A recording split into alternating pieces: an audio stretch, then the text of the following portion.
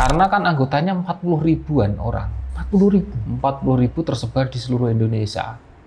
Tidak hanya di Solo Raya ya? Tidak ada di Solo Raya. Bahkan yang kemarin ada yang pelaporan di Aceh. Itu terjauh. Katanya sampai ada yang bunuh diri segala begitu. Itu cerita-cerita seperti itu betul nggak sih, Pak Aris? Mungkin satu kali invest, kita nunggu 2 tahun pertama, di waktu belum scam ya, itu mungkin udah untung. Begitu ya? Iya, udah untung. Tapi kan sebelum selesai kontrak itu rata-rata ada edukasi lagi, orang tertarik lagi. Bahana Lintas Nusantara. Nah, nama koperasi ini semakin sering muncul di pemberitaan, khususnya semakin sering didengar oleh warga Solo dan sekitarnya, begitu ya, Solo Raya, begitu.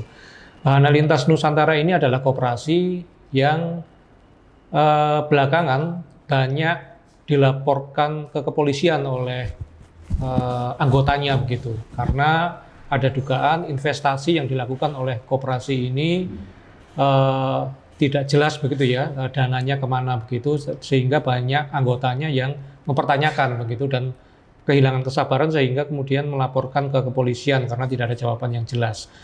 Tribuners, hari ini saya kedatangan tamu dari juru bicara para anggota koperasi Bahana Lintas Nusantara yang merasa dirugikan begitu, yang merasa uangnya tidak kembali begitu. Kita sambut saja tamu kita hari ini, Pak Aris. Pak Aris siapa Pak? Nama lengkapnya Pak? Aris Carmadi. Aris Carmadi, gitu ya. Pak Aris Carmadi ini kalau saya lihat Pak di pemberitaan itu sering muncul begitu ya. Itu menjadi juru bicara Pak ya, betul Pak ya? Iya, saya perwakilan dari para korban. Nah, itu ceritanya bagaimana Pak Aris awal mula begitu sehingga Pak Aris ini ditunjuk? Apakah atau Pak Aris ini juga menjadi anggota dari koperasi itu atau bagaimana Pak? Ya, karena selain saya jadi anggota, saya menjadi korban dan saya ditunjuk oleh teman-teman saya karena mungkin di suatu grup itu kan saya mengelola grup. Ya, itu teman-teman itu melihat saya vokal dan berani untuk bisa memperjuangkan hak-haknya para anggota. Akhirnya dari kesepakatan teman-teman saya ditunjuk sebagai juru bicara atau yang mewakili dari para korban. Seperti itu. Gitu. Pak Aris, mungkin ini Pak Aris sudah menceritakan ini banyak kali begitu ya di media, ya di wartawan begitu. Tapi mungkin ada juga pemirsa kita ini yang melihat wawancara kita ini belum mengerti Pak Aris ya. Bagaimana awal muasal begitu ya, asal muasalnya kasus ini terjadi begitu. Jadi koperasi PLN ini apa begitu Pak Aris? Terus kemudian kapan begitu ya anggota-anggota ini menjadi anggotanya begitu, terus kemudian kapan juga ya menanamkan uangnya di investasi itu, lalu mungkin Pak Aris juga bisa cerita ini investasi ini dulu menawarinnya gimana sih gitu Pak? Iya, kalau koperasi sendiri saya tahu itu sebenarnya tahun 2018 pernah dengar, tapi saya tidak punya rasa kepercayaan, jadi saya abaikan aja. Koperasi yang ini ya maksudnya? Terus di tahun 2024 itu saya mendengar lagi dan semakin heboh. Gitu. 2024. Oh, barusan tahun lalu berarti? Iya, tahun lalu itu. Dan saya ikut investasi di situ. Seperti itu mulai saya tergiur lebih. Ikut itu di tahun 2024 awalnya sekitar bulan Juni 1 tahun ini. Jadi Koperasi Bahana Lintas Nusantara itu mempunyai program yang andalan itu namanya Si Pintar. Simpanan Pintar Bayar.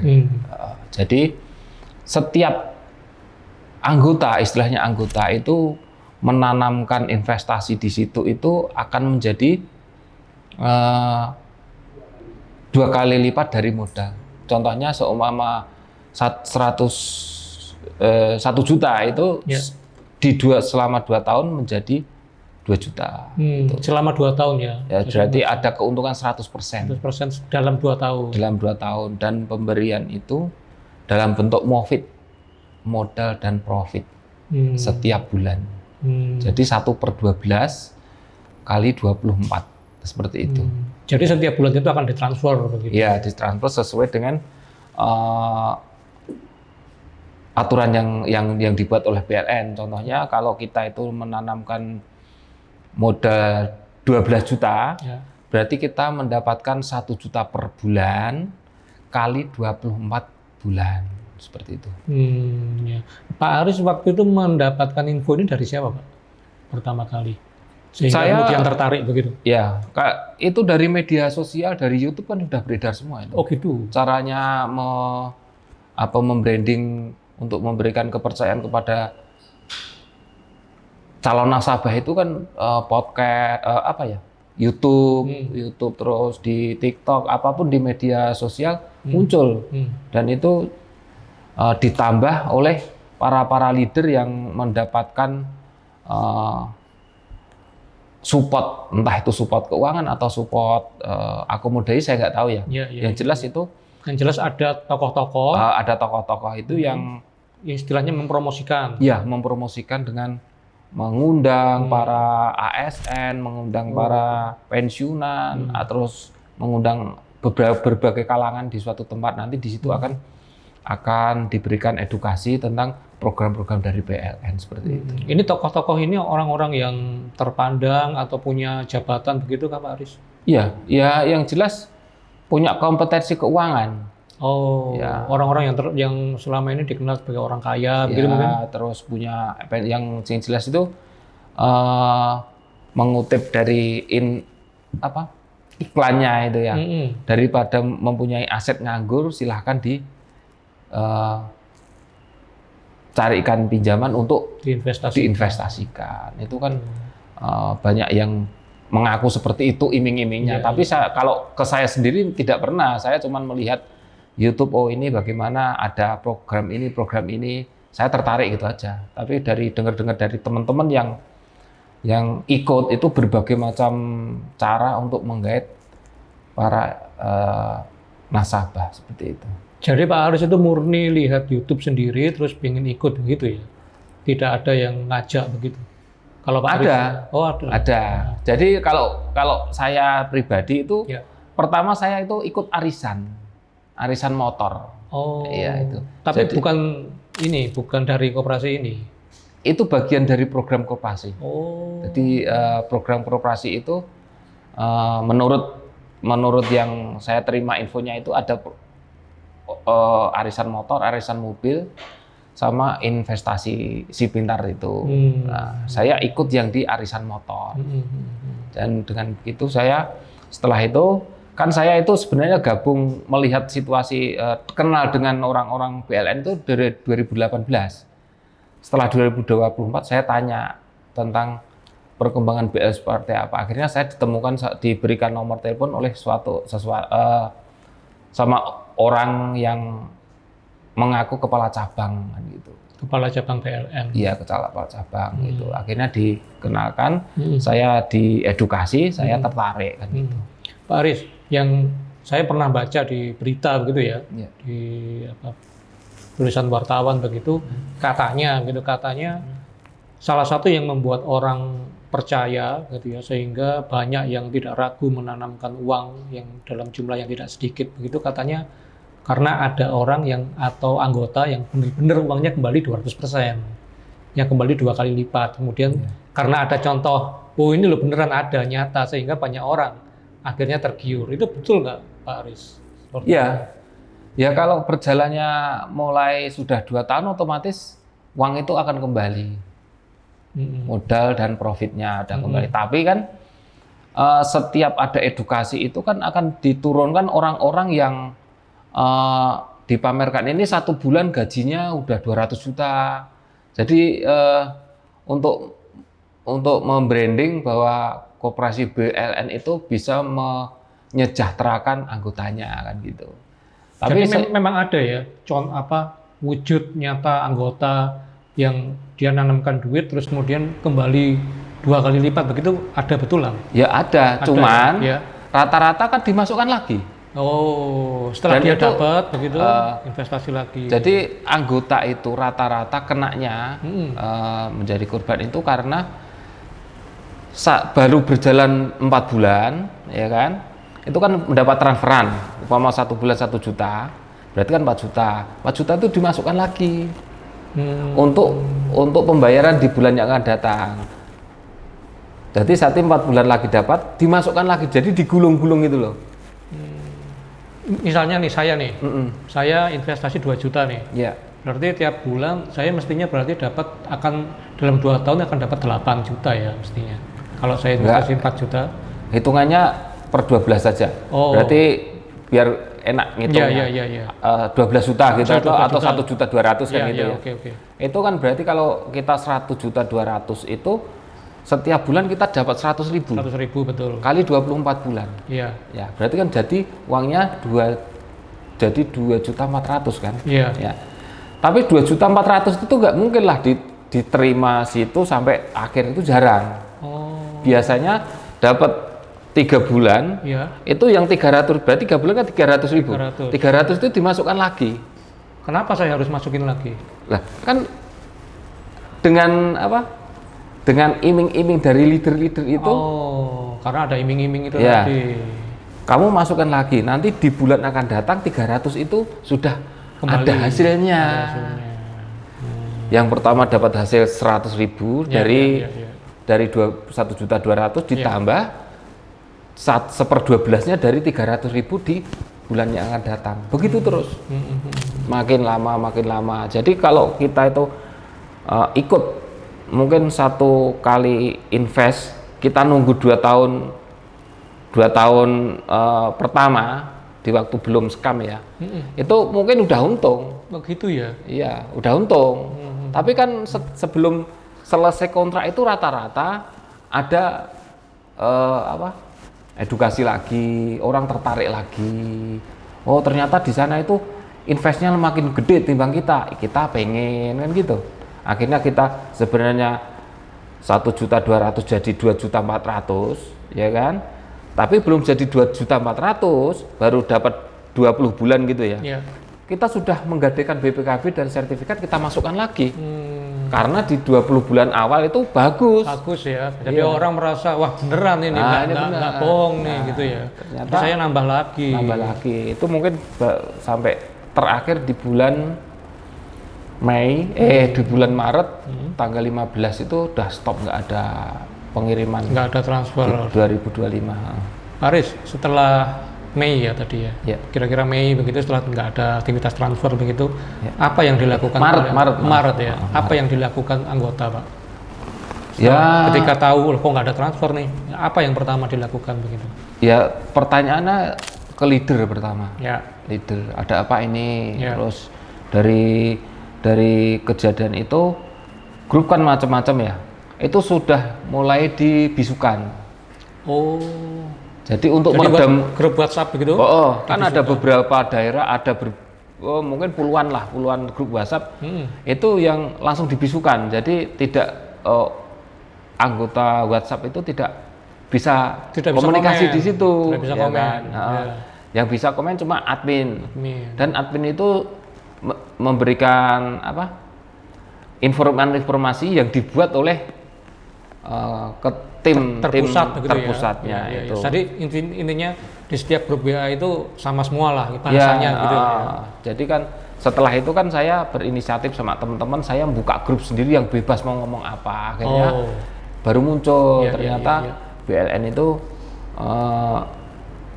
ada begini gitu kan di grup saya gitu. Jadi pada saat itulah anggota-anggota mungkin sudah mulai curiga begitu ya, terjadi scam begitu. Kalau yang tidak tidak terpengaruh dengan orang-orang yang masih berpihak ke BLN, ya seperti itu. Wah ini udah scam, ini udah merugikan, ini harus minta pertanggungjawaban seperti itu. Haris, selain di grup WA begitu, adakah usaha untuk berkomunikasi lainnya? Misalnya mendatangi secara langsung, bertemu fisik atau bagaimana begitu Pak Haris? Iya, itu dari beberapa anggota sudah berusaha datang ke kantor. Ke kantor. Ya, tapi yang Menjaga kantor itu. yang menerima tamu-tamu itu hanya admin. Dan semua bilang itu nunggu dari pusat, seperti itu. Jadi jawabannya sama seperti itu, nunggu dari pusat. Awal-awal sebelum ada rencana untuk RAT kan itu. Jadi sama aja ya, datang ke kantor itu tidak ada solusi. Tidak ada solusi semuanya. Suruh nunggu, suruh sabar gitu terus. Ya. Pak Aris, yang setahu Pak Aris begitu, itu kalau misalnya uang ya para anggota itu yang diinvestasikan begitu, dikumpulkan begitu, kira-kira bisa sampai berapa itu Pak Aris? Waduh.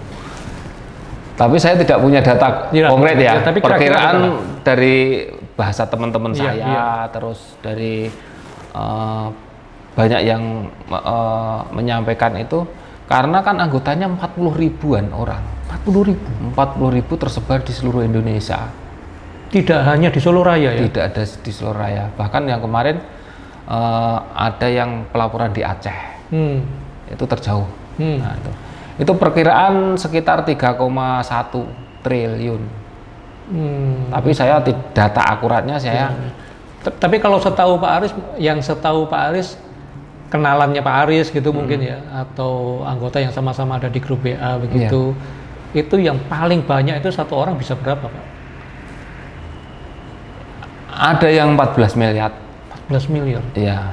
Tapi itu saya belum pernah ketemu, cuman dengar dari teman saya, ini si A ini ikutnya sekian, si B ikutnya sekian gitu. Tapi kalau yang jujur ke saya itu rata-rata ya ada yang 1M itu ada. Saya tahu orangnya karena beliaunya sudah memberikan rata-rata 1 miliar. Sudah memberikan apa? Bilyet istilahnya. Ya. Tanda bukti. Tagihan lah. Tanda bukti keanggotaan si Pintar itu kan dinamakan bilyet sama BLN namanya bilyet gitu. Itu dari 21 orang itu rata-rata ya 1M ada. Ini rata-rata Pak Aris. Ini uang sendiri begitu, misalnya uang tabungan begitu, atau ada yang bela-belain pinjem terus atau menggadekan begitu, terus kemudian uangnya dibuat investasi ini untuk gimana Pak Aris? Itu berbagai macam.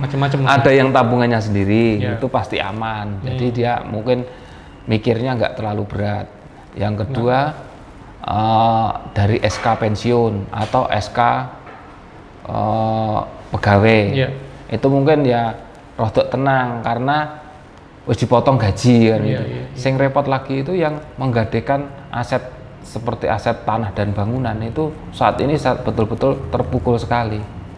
Karena sudah ditagih-tagih begitu. Ya dalam tempo 3 bulan ini sudah penagihan itu sudah masif, sudah sering ke rumah, sudah mulai di WA itu debt collector atau bagian penagihan itu sudah nggak berhenti 1 hari kan gitu.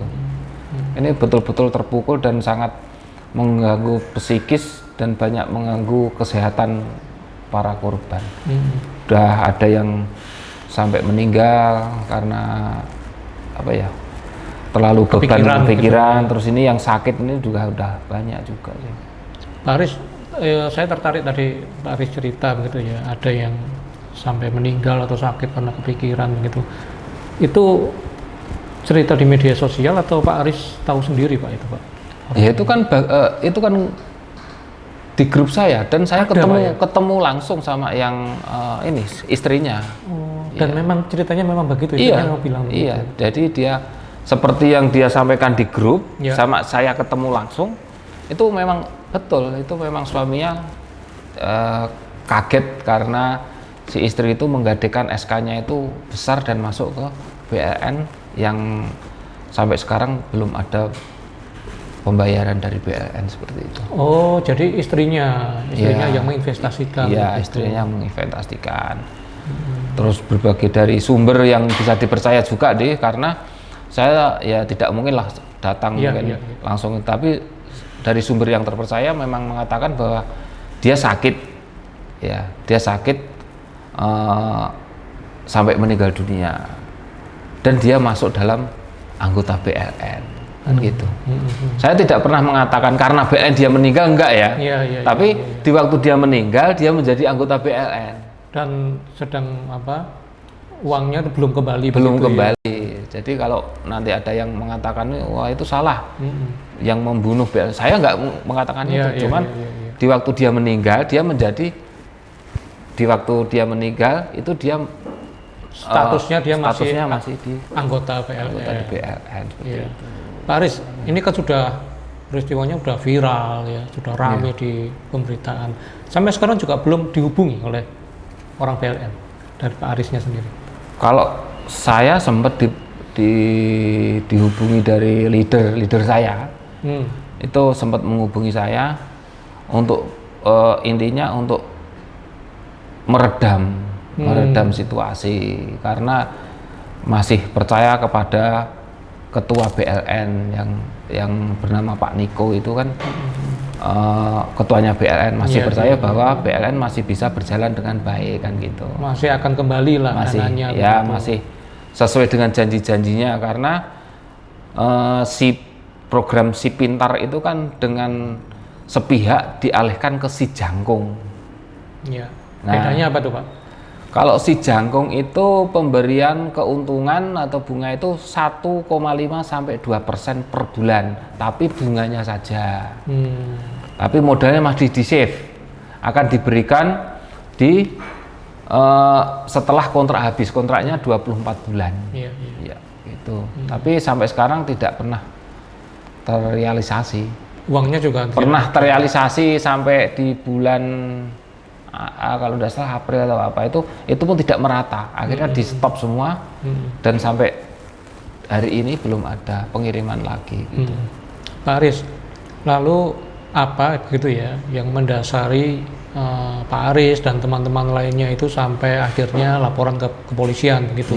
Apakah memang sudah menganggap wah ini nggak bisa, ini memang udah nggak jalan begitu ya, atau memang udah nggak ada kesabaran untuk menunggu seperti yang leader tadi sampaikan begitu? Apa Pak Aris yang jadi alasan kepolisian? Alasan saya karena saya kan berada di negara Indonesia yang dilindungi hukum, ya kan.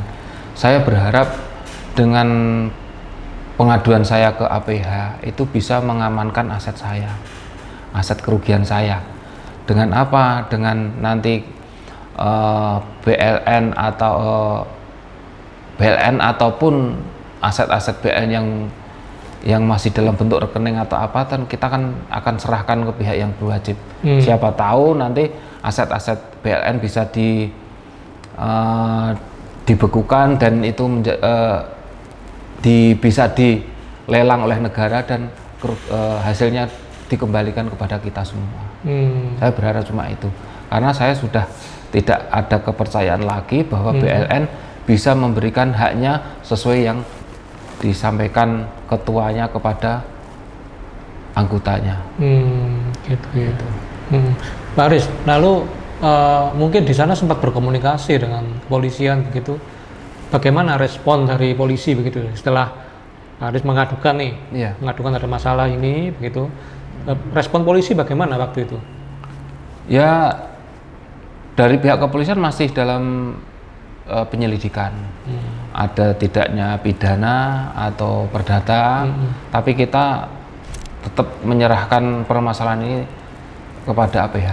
Kita tetap mendukung apa yang nanti dibutuhkan dari para pihak yang berwajib untuk memberikan keterangan, memberikan saksi atau memberikan bukti-bukti yang lain yang bisa untuk ikut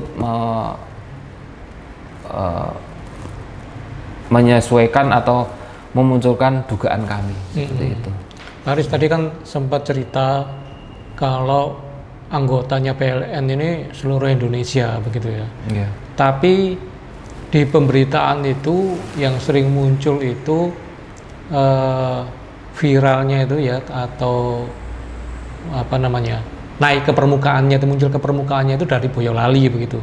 Bahkan ada salah satu netizen itu kemarin yang sempat komentar begitu ya, Boyolali viral karena PLN begitu. Kira-kira kenapa Pak kok apa namanya, gongnya itu kok di Boyolali begitu, sumbernya itu di Boyolali begitu. Apakah karena memang hanya yang di sana itu anggota-anggotanya yang vokal yang memunculkan ini ke permukaan atau bagaimana Pak Aris? Ya kalau itu ya saya kurang kurang bisa memberikan jawaban karena saya lihat sebenarnya di Polresta Solo juga ada kok yang pelaporan itu, pengaduan itu sudah ada. Sebelumnya malah justru di Polresta Solo, dan memang pemberitaan di Boyolali memang masif karena kita dibandingkan dari wilayah lain itu kita yang pengaduan yang terbanyak.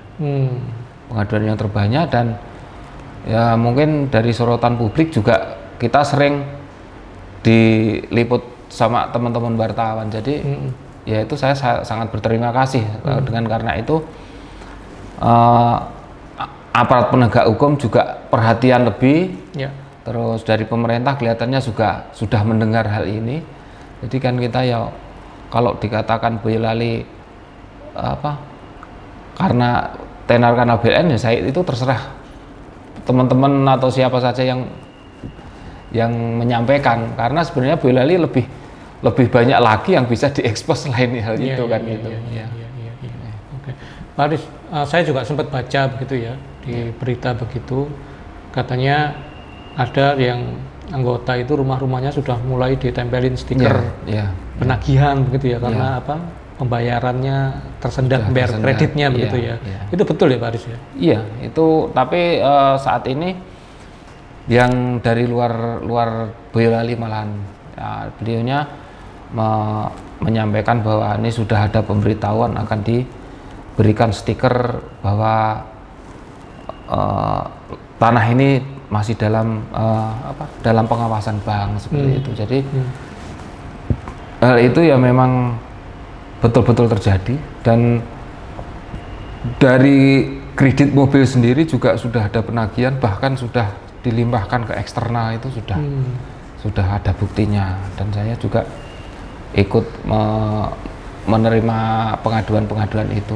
Jadi kredit mobil ini gimana? Ngambil angsurannya itu lewat PLN begitu? Jadi PLN itu mempunyai usaha namanya Nusantara Mobilindo. Ya, itu bagian dari proyek-proyek PLN. Pembelian mobil itu hanya 65%. Harga dari OTR 65%. Iya. Dan diangsur pula. Nah, itu jadi BPKB akan keluar di 5 tahun yang akan datang. Jadi semua mobil itu nilainya 100 juta. Itu 65% pembeli itu hanya membayar 65%, berarti 65 juta. Ya. Nah, yang 35 bagaimana? Yang 35 itu dibayarkan oleh Nusantara Mobilindo yang di bawah garis usahanya BLN gitu. Sebenarnya kalau itu memang betul ya ringan, cuman kan resikonya terlalu besar karena BPKB itu akan diberikan kepada pembeli itu 5 tahun yang akan datang. Tapi 65 juta itu ngangsur apa cash? Cash. Oke. Jadi pembelinya itu bawa uang cash 65 juta. Berarti yang 35 juta itu yang bayar akan diselesaikan diselesaikan oleh Nusantara Mobilindo, di mana Nusantara Mobilindo itu bagian dari usahanya BLN.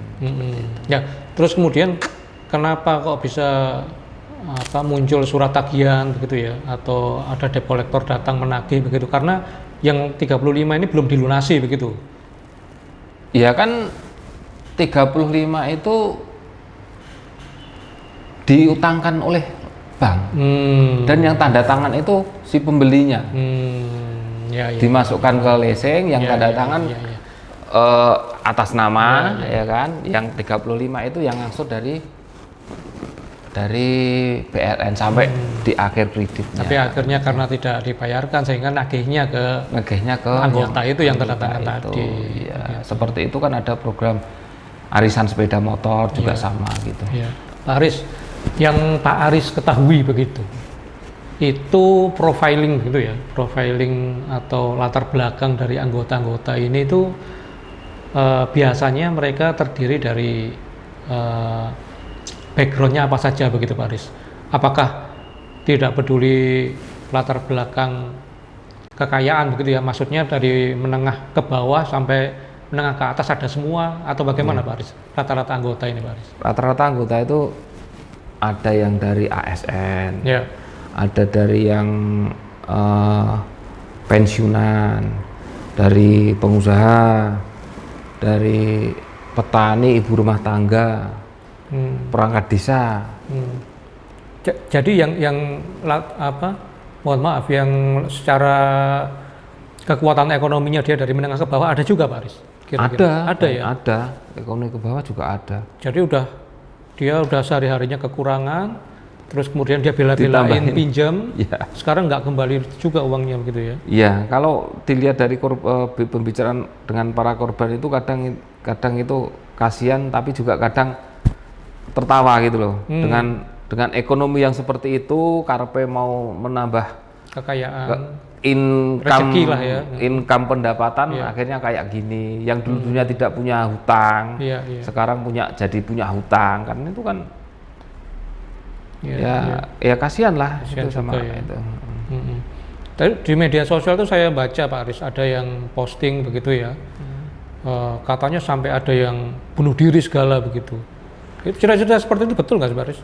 Kalau sampai sekarang mau percobaan bunuh diri, iya. Oh gitu ya. Itu Pak Aris tahu sendiri ya, ada teman atau?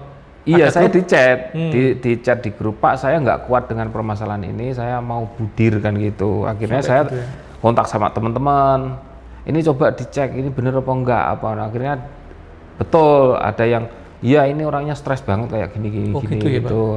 Tapi dari teman-teman akhirnya ada donasi lah, gitu. Donasi untuk kayak gitu kan. Akhirnya kita juga ngirimkan bantuan walaupun untuk berapa gitu. Karena kita juga selain grup itu untuk mediasi, untuk bekerja untuk memberikan informasi, memang saya mengelola untuk donasi seikhlasnya untuk para korban yang membutuhkan, seperti yang kemarin diberitakan ada di Purwodadi itu. Akhirnya kita sepakat mengirimkan bantuan walaupun mungkin tidak seberapa, tapi bisa meringankan biaya hidup dia kan. Jadi sesama korban ini akhirnya malah saling menguatkan satu sama lain gitu ya. Iya, yang kan ada yang masih punya rezeki lebih gitu kan. Iya gitu ya. Pak Aris, itu kalau boleh tahu, kalau bisa cerita begitu Pak Aris, itu kan mungkin dia terpukul sangat lumayan cukup terpukul begitu ya, sehingga sampai begitu gitu. Itu ceritanya bagaimana Pak? Maksud saya dia kehilangan berapa begitu di investasi ini begitu? Mungkin tahu? Beragam Mas. Enggak, yang tadi yang case-nya dia sampai mengutarakan dia sampai ingin bunuh diri. Itu dia itu sudah, suaminya itu sudah penghasilan nggak nutup, tapi dia itu menggadekan asetnya itu 200 juta. 200 juta dia punya beban tagihan, terus ditambah beban hidup. Terus ya dia bilangnya ini sudah nggak kuat, sudah istilahnya daripada mikir sing berat-berat gini, saya mau bunuh diri aja gitu. Memang dia bilangnya seperti itu. Dan ada bukti chatnya itu ada kan gitu. Pak Aris, ini Pak Aris sudah melakukan berbagai upaya begitu ya, melapor kepolisian ya, kemudian menghubungi sana sini begitu ya. Itu dari hati kecil Pak Aris begitu. Itu adakah Pak kepikiran kalau mungkin ini nggak akan berhasil begitu ya? Mungkin uang saya dan mungkin uang teman-teman juga akan melayang begitu saja begitu ya. Gitu. Ada nggak Pak pikiran seperti itu di hati kecil Pak Aris, atau Pak Aris yakin sepenuhnya kalau ini akan sesuatu? Saya masih ada keyakinan, karena dari sumber seperti yang pengalaman saya dari Dinas Koperasi atau dari OJK itu, setelah TPPU sudah ada pelelangan, itu kan hasilnya dikembalikan ke para korban. Para korban itu siapa? Menurut saya para korban itu yang mengadu ke kepolisian. Kalau yang tidak mengadu, otomatis kan dia tidak bagian dari korban karena tidak ada aduan. Dan informasi yang saya dapat dan itu akurat, karena setiap ada pelaporan kan ada laporan ke saya. itu sampai sekarang itu kerugian yang saya tanggung itu belum lebih dari 10 miliar. Ya, maksudnya yang Pak Aris dan teman-teman begitu ya? Laporkan Jadi begitu. Laporkan, oh ini dari si A, Polres mana? Polres Aceh. Itu berapa juta? Ini sekian. Kan saya koordinir. Ya, saya dikumpulkan oleh Saya Pak Aris. kumpulkan terus dari mana? Ini dari Magelang. Magelang berapa juta? Itu kalau saya gabungkan itu belum ada 10 miliar. Dan menurut dari pakar koperasi atau pakar yang sudah pernah menyelesaikan masalah seperti ini, memang ada pelelangan aset dan asetnya nanti dikembalikan kepada para anggota. Kalau menurut mereka itu pelelangan aset itu terjadi ketika apa, Pak? Ketika mungkin misalnya polisi sudah menyatakan ini dalam tanda apa, misalnya polisi sudah menyatakan ini scam atau penipuan atau bagaimana, Pak? Ya nanti kan kalau dari pihak kepolisian sudah menyatakan ada tersangka, tersangka tersebut kan pastinya akan disidangkan. Nah, sesuai dengan keputusan hakim atau pengadilan, kalau sudah dinyatakan bersalah, otomatis kan aset-aset yang mereka punya itu kan karena kerugian ke nasabah, bukan kerugian negara, itu kan akan dikembalikan ke nasabah. Lah nasabah itu siapa? Ya nasabah itu yang lapor. Kalau yang nggak lapor berarti kan tidak merasa dirugikan, tidak mengadu ke APH, berarti dia itu tidak merasa dirugikan. Walaupun mungkin di media atau saya rugi sekian, sekian. Lah buktinya apa? Kan gitu. Dari kepolisian juga diharapkan seperti itu. Kalau memang merasa dirugikan, silahkan lapor ke APH, kan gitu. Jadi itu semangat Pak Aris dan teman-teman untuk mengawal ini sampai ke kepolisian. Kita tetap, jadi saya tetap optimis bahwa perjuangan saya itu akan mendapatkan hasil. Saya memang dari awal tidak bertujuan untuk memenjarakan orang. Kalaupun sampai tidak perlu persidangan atau tidak sampai ke pengadilan, dari pihak BLN muncul dan memberikan kepastian dan memberikan hak kepada mereka yang saat ini sudah melakukan pengaduan ke kepolisian, itu saya juga akan legowo. Ya wes, kita tidak usah lanjut karena kerugian saya sudah dikembalikan, kerugian teman-teman semua kita sudah kembalikan. Minimal ada komunikasi, diberi kepastian kapan, gitu ya, meskipun ada waktu, minta waktu begitu, tapi ada. Dan sampai sekarang begitu ya. Tapi sampai sekarang itu nggak ada begitu. Dari istilahnya admin pusat tidak pernah ada komunikasi ke saya atau dari pengacaranya itu tidak ada komunikasi ke saya. Makanya ya saya tetap bersemangat membimbing teman-teman kalau kita harus sampai kapanpun kita memperjuangkan hak kita seperti itu. Pak Aris, ini terakhir begitu ya. Closing statement begitu dari Pak Aris begitu. Seandainya wawancara kita ini ya nanti dilihat oleh pengelola atau pendiri dari Koperasi PLN begitu, apa yang ingin Pak Aris sampaikan begitu? Itu yang pertama. Kemudian yang kedua, apa yang Pak Aris ingin sampaikan ya kepada anggota-anggota yang lain begitu, Pak? Silakan Pak Aris. Ya kalau saya berharap pada pimpinan BLN supaya segera mendengarkan aduan kami, keluh kesah kami. Korban semakin banyak, semakin tidak terkendali, tolong segera memberikan kepastian tentang keuangan yang sudah kami setorkan untuk bisa dikembalikan. Itu dan pesan saya kepada teman-teman anggota supaya jangan mudah tertipu dengan hal-hal yang tidak logis. Dan saya berharap semoga untuk cepat mendapatkan respon dari pemerintah ataupun dinas-dinas terkait apabila merasa dirugikan oleh BLN segera mengadukan ke pihak kepolisian. Pak Aris, satu lagi Pak Aris dari saya, peristiwa meletusnya investasi PLN begitu ya, pecahnya begitu atau viralnya begitu ini, itu menurut Pak Aris apa sih pelajaran yang bisa dipetik masyarakat dari peristiwa ini begitu Pak Aris? Ya, pelajaran kepada masyarakat ya intinya saya cuma pesan saja. Kalau pelajaran mungkin udah banyak belajar itu ya karena keadaan. Saya pesan saya ya ojo gampang kepencut sing empuk eyop gitu aja. Jangan mudah terpancing dengan hasil yang tergiur dengan hasil yang lebih besar yang tidak masuk akal. Itu pasti ada resikonya. Oke. Pak Aris Carmadi selaku juru bicara dari para korban operasi PLN di Solo Raya begitu Pak Aris.